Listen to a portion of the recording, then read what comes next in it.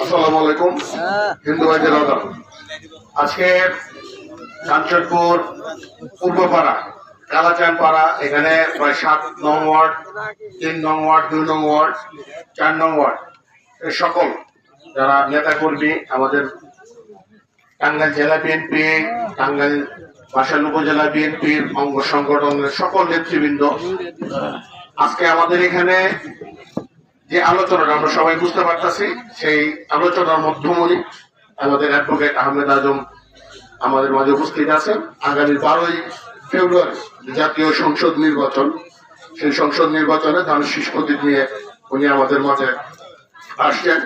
আমরা এখানে যারা আছি সকলে, আমি আশা করি আমরা 12ই ফেব্রুয়ারি দল মত নির্বিশেষে বাসাইলের উন্নয়নের জন্য আমরা ধানের প্রতীকে ভোট দেব, এই আশা ব্যক্ত করি। সকলকে আহ্বান জানাচ্ছি। আমাদের মাঝে মাত্র আরেকটা বড় মিছিল আসতেছে সারাবাড়ি থেকে, আমাদের সকলেই তাদের করতালির মাধ্যমে তাদেরকে আমরা আহ্বান জানাই। পাশাপাশি এখানে যারা উপস্থিত